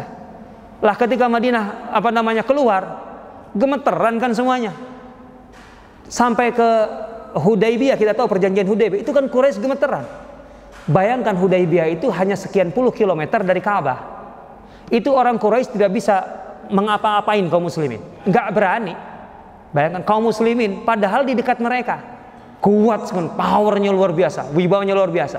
Sampai Quraisy mau menandatangani perjanjian. Itu artinya apa? Quraisy selama ini menyerang, berarti kaum muslimin lebih lemah. Diserang kan berarti lebih lemah. Lah sekarang perjanjian berarti mereka sama kuat. Kan sudah berubah itu. Pandangan Quraisy sudah berubah, dan itu berpengaruh kepada pandangan seluruh Jazirah Arab terhadap kaum muslimin. Berarti kaum muslimin sekarang sudah kuat. Quraisy saja mau duduk bersama-sama dan menandatangani perjanjian. Makanya kenapa dari situ Allah menurunkan Al-Fatah, inilah kemenangan besar. Padahal cuma perjanjian, tidak memukul KO. Nah, ketika orang Arab sudah melihat kaum muslimin pada kekuatan seperti ini, Rasulullah membuktikan dengan lebih. Dihabisinya Khaybar, Yahudi, itu kan lenyap sudah. Wah, makin gemetaran Jazirah Arab itu. Setelah itu Rasulullah SAW itu membuktikan lebih lagi. 3.000 pasukannya berhadapan dengan konon 200.000 pasukan gabungan Romawi dengan pendukungnya. Bayangkan untuk pertama kalinya ada pasukan Arab menghadapi pasukan Romawi, sama dengan pasukan Indonesia menghadapi Amerika. Kan pertanyaannya itu. Dan apa yang terjadi? Kaum muslimin tidak bisa menghabisi pasukan Romawi. Enggak lah, 3.000 lawan 200.000. Tapi pasukan kaum muslimin bisa ditarik mundur ke Madinah dengan selamat. Ada satu pasukan Arab, jumlahnya, kan waktu itu konteksnya Arab, jumlahnya 3.000, tidak kalah melawan 200.000 pasukan Romawi. Ini kan beritanya apa? Heboh, geger dunia. 3.000 pasukan Indonesia tidak bisa dikalahkan oleh 200.000 pasukan Amerika. Semua ahli-ahli militer, pakal militer datang ke Indonesia, akan studi banding, mencari informasi, bagaimana kalian begitu kuat, kan begitu. Ya Rabb, itu wibawa. Makanya ketika kemudian Rasulullah ke Mekah, coba, sudah begitu membawa 10.000 pasukan, tidak ada satupun kekuatan Arab yang menghadang Rasulullah SAW, nggak ada. Nunggu bagaimana hasilnya.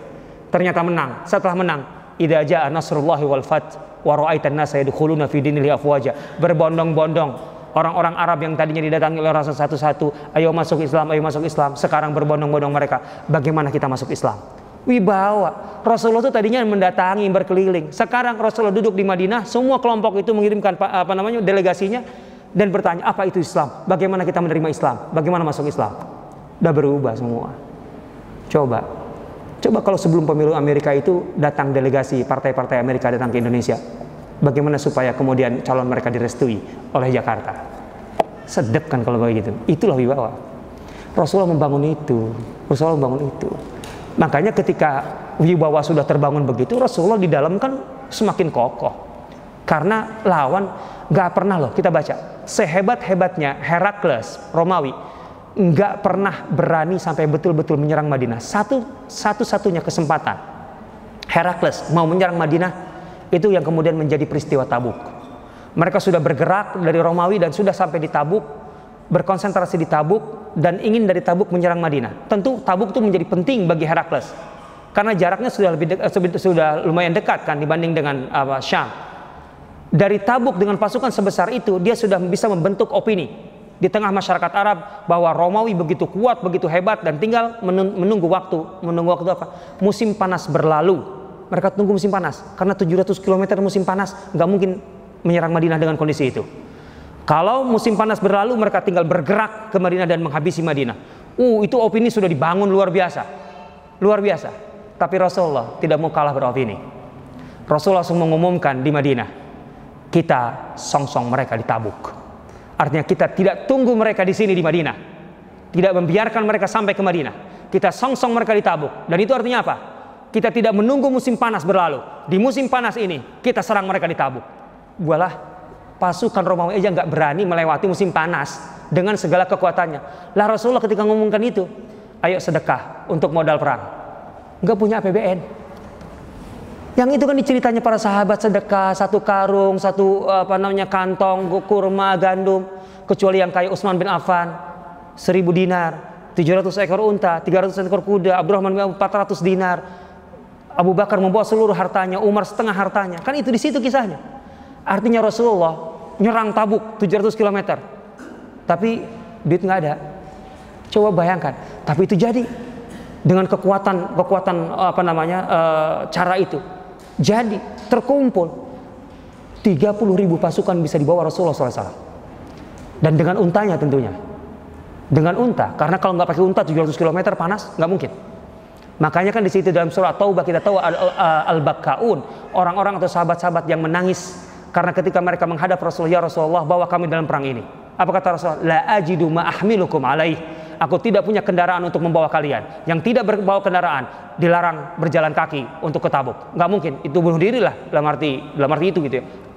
700 km musim panas di padang pasir, jalan kaki, udah harus ada kendaraan. Akhirnya mereka kembali dan mereka menangis karena tidak bisa menemani Rasulullah berjihad karena tidak punya kendaraan. Tuh makanya kendaraan tuh dalam kondisi tertentu harus, jangan berpikir kemudian orang soleh tuh nggak punya kendaraan gitu loh. Perlu, kan ini perlu tuh. Jadinya menangis mereka nggak bisa. Gitu ya. Nah ini dia. Ini yang terjadi. Sampai akhirnya apa? Herakles Romawi itu tidak pernah mendekati Madinah. Tapi Rasulullah bisa mengejar mereka sampai ke Tabuk, dan ketika sampai ke Tabuk, tentu kan Herakles bingung. Kita aja nunggu musim panas berlalu. Lah ini musim panas datang. Akhirnya mereka yang menyingkir, nggak berani. Tidak pernah pasukan Romawi berani berhadapan dengan pasukan Muslim di zaman Rasulullah sampai yang terakhir menjelang Rasulullah wafat. Rasulullah SAW dengan kehebatannya membangun opini dengan wibawanya itu, mengangkat anak muda belum genap 18 tahun menjadi pemimpin pasukan untuk melawan Romawi. Pasukan Amerika dipimpin oleh Jenderal Indonesia berusia 18 tahun. Itu kan pesannya apa? Herakles, untuk menghadapi dirimu tidak perlu aku. Muridku sudah bisa menyelesaikannya. Wah, kan itu kan bahasa perang itu kan. Ngenyek betul itu. Ya tapi itulah memang wibawa itu dibangun begitu. Kan ini kan jadi berita. Anak muda 18 tahun melawan Herakles. Wah, itu jadi apa beritanya? Dar. Itu wibawa. Wallahu ta'ala alam. Udah segitu aja lah ceritanya.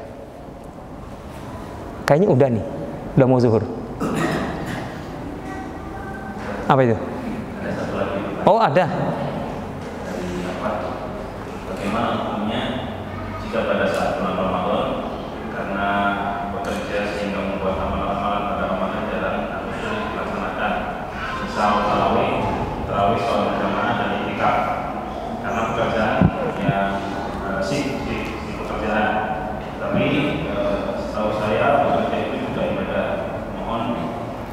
Oh, itu udah dijawab.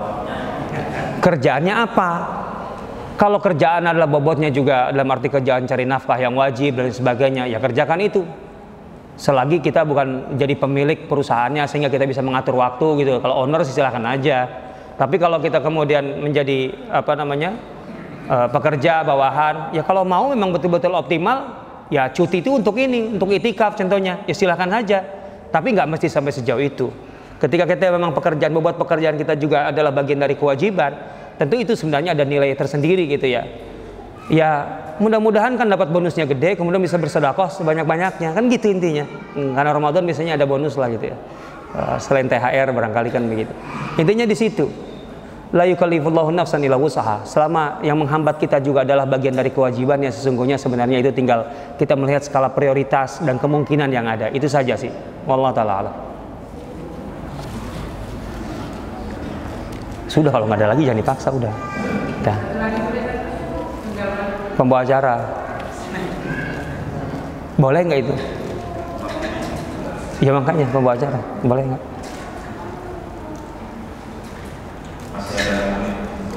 Ya terserah, boleh nggak itu masalahnya. Ada 5 menit nggak boleh kan nggak boleh juga. Silakan Pak. Mudah-mudahan singkat. Iya.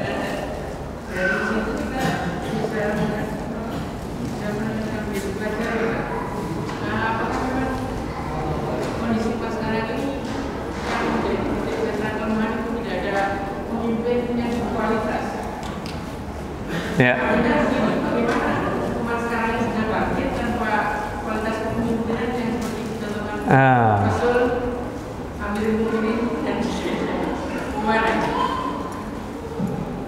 Apakah permasalahan kita sekarang ini karena tidak ada pemimpin yang berkualitas? Ini memang pertanyaan yang sulit dijawab.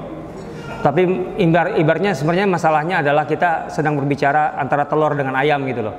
Kalau bicara, ini masalahnya tidak ada pemimpin berkualitas, atau memang masyarakat kita secara umum tidak berkualitas sehingga tidak melahirkan pemimpin yang berkualitas. Lah kan pemimpin itu lahir dari masyarakatnya kan pada dasarnya, gitu ya. Tapi menurut saya masalahnya begini, kalau kita bicara potensi selalu besar umat Islam itu. Selalu besar, artinya potensi individu itu banyak, selalu ada kok, saya yakin potensi individu yang kuat itu banyak. Selalu ada, bukan banyak lah, selalu ada. Yang jadi masalah, kalau kita berbicara tentang kepemimpinan, itu kan bukan berbicara penampilan perorangan. Karena kepemimpinan masalah umat, masalah negara, itu kan masalah kolektivitas. Artinya di situ banyak faktor yang akan terkait, sinergi dari satu unsur ke unsur lain gitu. Nah, ini yang kita tidak miliki untuk kemudian bisa mewadahi lahirnya pemimpin yang hebat itu. Potensi ada, tapi kemudian potensi itu sia-sia karena kita tidak punya wadah untuk bisa menciptakan kondisi atau suasana yang kondusif untuk melahirkan itu. Artinya sebenarnya permasalahan utama bagi saya, menurut saya secara subjektif adalah kita tidak mempunyai kekuatan kolektif yang memadai untuk menyelesaikan permasalahan-permasalahan kita. Permasalahan kita selalu disoroti dari kacamata individu ataupun kelompok ataupun apa, sehingga tidak menjadi isu bersama, dalam arti menjadi isu besar bersama, menjadi agenda, tepatnya agenda besar bersama umat ini, sehingga semua elemen, semua unsurnya, antara unsur intelektualnya, ulamanya, ilmuannya, pendidikannya, dengan unsur pengusahanya, pemilik modalnya, dengan unsur birokrasi sebagai pengendali kebijakannya, itu tidak nyambung satu sama lain, tetapi satu sama lain saling menggerus, dalam arti melemahkan. Ini kerugian paling besar. Kita punya otak-otak besar, kita punya orang-orang yang punya kapasitas keilmuan besar, tapi apakah mereka dihargai sebagai penentu dari sebuah katakanlah konsep ataupun katakanlah arahan dari sebuah kebijakan? Kan yang terjadi sebaliknya, kan itu. Ulama itu kan penting sekali untuk menenangkan atau untuk menstabilkan kondisi masyarakat, tapi ulama malah diusik, ya jadi geger, jadi ramai. Lah kita ramai dengan hal kayak gini, permasalahan besar kita nggak terselesaikan, gitu ya. Padahal seharusnya ada suasana kondusif bersama yang kemudian dengan begitu potensi kita bisa kita optimalkan secara bersama-sama. Wallahu ta'ala, itu menurut saya begitu.